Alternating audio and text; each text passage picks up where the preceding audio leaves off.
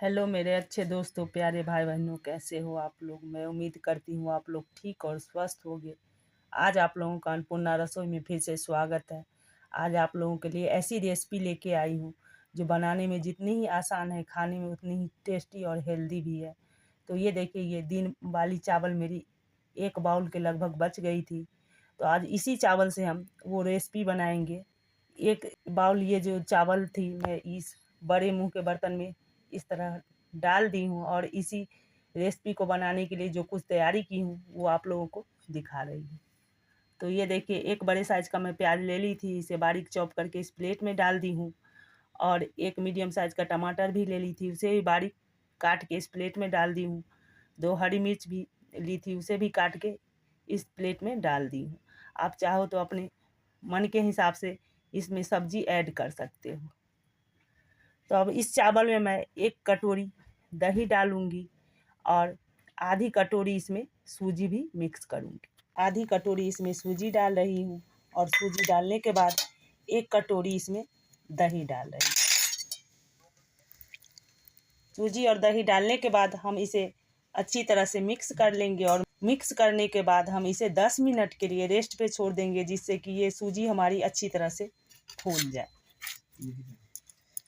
इस तरह सूजी और दही मैं अच्छी तरह से इस चावल में मिक्स कर ली हूँ। अब इसे मैं ढक्कन से ढक के 10 मिनट के लिए रेस्ट पे छोड़ रही हूँ। इस तरह सूजी और चावल को रखे हुए मुझे 10 मिनट हो गई है और ये सूजी भी अच्छी तरह से फूल गई है।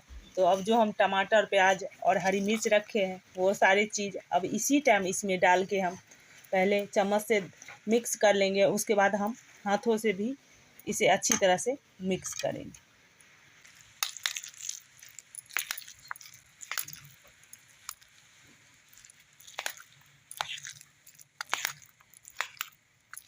देखिए, इस तरह चम्मच से मैं अच्छी तरह से इसे मिक्स कर ली हूँ। अब इसमें मैं 1 टेबल स्पून साबुत जीरा डाल रही हूँ और 1 टेबल स्पून इस नाश्ता को और भी चटपटा बनाने के लिए हम 1 टेबल स्पून इसमें चाट मसाला भी डाल देंगे। आप चाहो तो इसमें गोल मिर्च पाउडर भी डाल सकते। और ये सारी चीज़ डालने के बाद अब हम इसमें स्वादानुसार नमक भी डाल देंगे। तो ये देखिए, इस तरह नमक डाल दी हूँ मैं। अब नमक डालने के बाद इसे हाथों से बढ़िया से अब हम इसे मिक्स कर लेंगे। ये इस तरह इसमें चाट मसाला, जीरा और नमक डालने के बाद इसे मैं हाथों से बढ़िया से 2 मिनट तक मिक्स कर ली हूँ।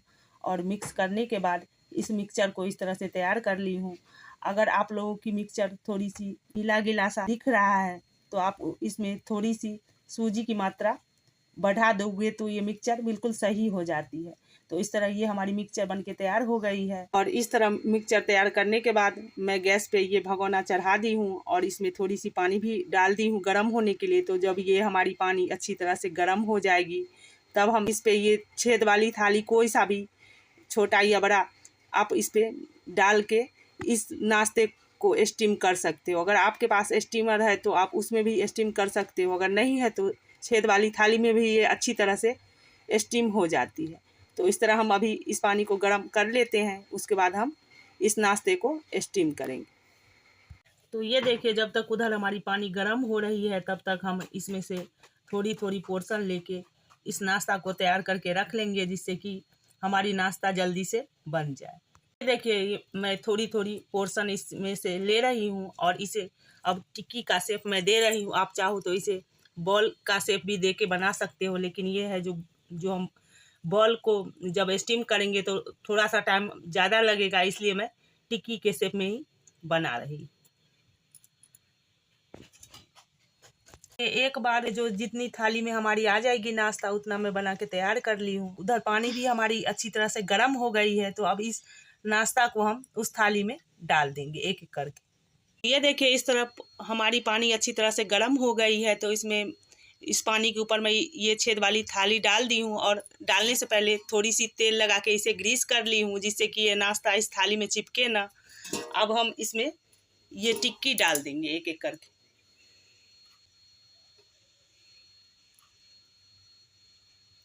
तरह ये सारा टिक्की मैं इस थाली में डाल दी हूँ। अब इसे मैं ढक्कन से ढक के 10 से 12 मिनट के लिए इस सारे नाश्ते को इस गर्म पानी के ऊपर जो थाली रखी है उस पर हम इसे अच्छी तरह से स्टीम कर लेंगे। फिर 12 मिनट बाद हम इसे ढक्कन हटा के देखेंगे जो ये सही से स्टीम हुई है कि नहीं।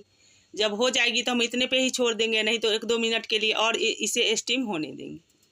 ये देखिए 10 से 12 मिनट हो गई है मुझे इस नाश्ते को स्टीम करते हुए। तो ये कलर से भी दिख रही है जो ये अच्छी तरह से स्टीम हो गई है।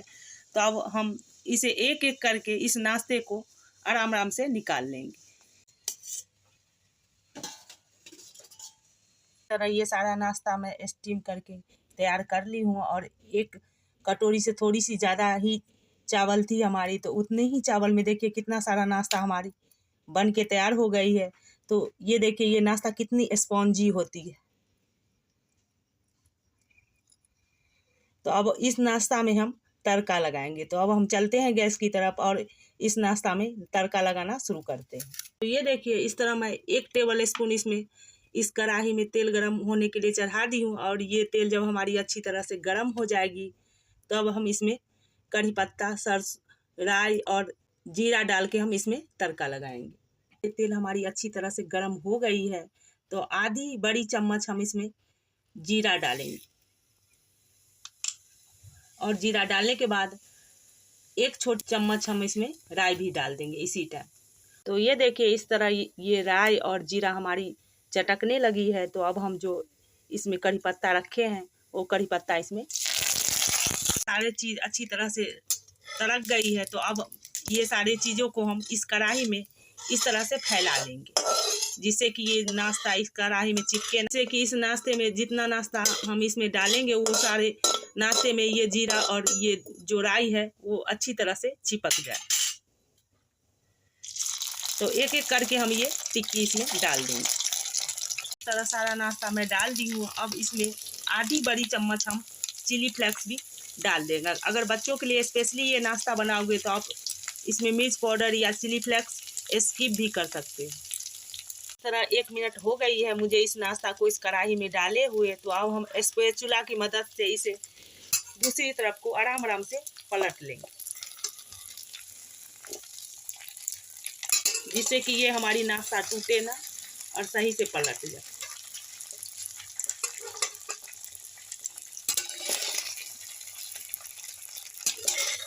तरह पलटने के बाद फिर से हम दूसरी तरफ को 1 मिनट के लिए फिर से इसे भूनने देंगे। दूसरी तरफ से भी ये नाश्ता भून गई है और इसमें राई और जो हम जीरा डाले थे वो भी इसमें बिल्कुल चिपक गई है। तो इस तरह ये नाश्ता हमारी तैयार हो गई है। तो अब इसी टाइम हम इसमें थोड़ी सी धनिया पत्ता काट के जो रखे हैं वो इसमें डाल देंगे। हम इसे चला लेंगे और उसके बाद अब इसे हम गैस से नीचे कर लेंगे। फाइनली ये नाश्ता हमारी बन के तैयार हो गई है। तो आप लोग चाहो तो इसे अक्सर बना के खा सकते हो, इसलिए कि रोटी और चावल तो हर घर में बनती है। अक्सर ही चावल थोड़ी न थोड़ी बच ही जाती है। बहुत कम ऐसा दिन होता है जितना हम बनाते हैं उतना सारा ख़त्म हो जाता है।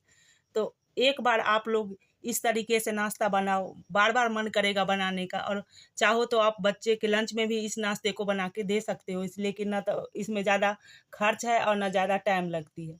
तो एक बार प्लीज़ आप लोग मेरे कहने पर इस नाश्ता को ट्राई कीजिए। आप लोगों को ज़रूर अच्छा लगेगा और बना के खाइए। और फिर बना के खाने के बाद जब आप लोगों को अच्छा लगे तो फिर ज़्यादा से ज़्यादा लाइक कीजिए, शेयर कीजिए, सब्सक्राइब कीजिए और कमेंट करके हमें ज़रूर बताइएगा जो ये हमारी रेसिपी आप लोगों को कैसी लगी। फिर आप लोगों से मैं अगले वीडियो मिलती हूँ। तब तक के लिए take care and bye bye दोस्तों।